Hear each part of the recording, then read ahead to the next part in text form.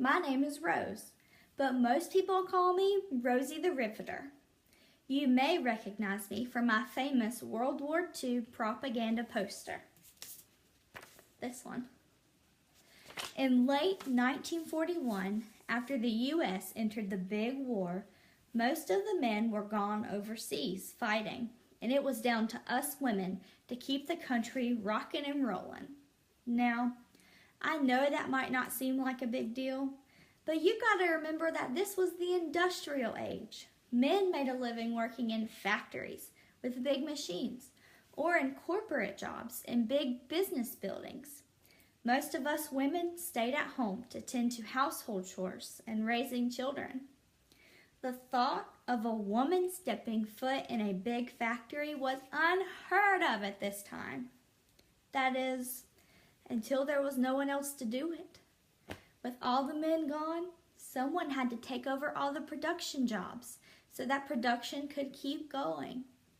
This was made even more difficult when you consider that because of the war, large factory production needed to increase to keep up with the demands of supporting our soldiers overseas. When everyone else was gone, it was us women who stepped up to the plate to keep our great country going strong. In fact, during World War II, nearly 6 million women switched out their aprons for a factory uniform and went to work doing what the men did. However, the government had a hard time just getting women to enter the workforce because it was such a taboo thing to do. That's where I come in. I was hired to encourage and inspire women to go to work. I was first introduced in 1943 through a song called Rosie the Riveter. Then Norman Rockwell painted a depiction of me as a worker on a lunch break in that same year. That one was especially fun because I got to stomp on a book that Adolf Hitler wrote. It felt good.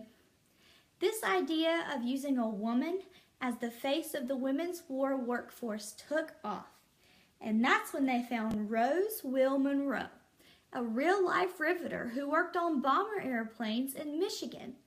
She is who I was named after.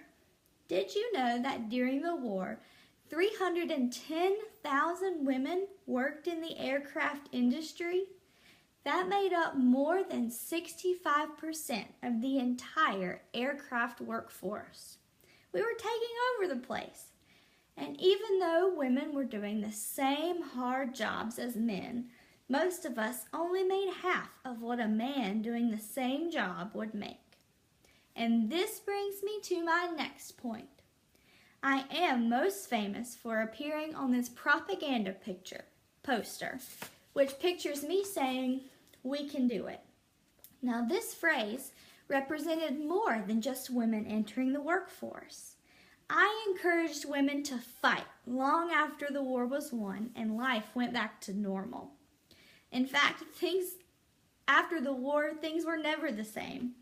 More women kept entering the workforce, and now there are more than 74.6 million women in the workforce in the U.S. That's 47% of all the people working in America. Even though I became one of the most successful recruitment tools during World War II, I ended up inspiring all kinds of change in our country. Changes that we can still see today. Thank you.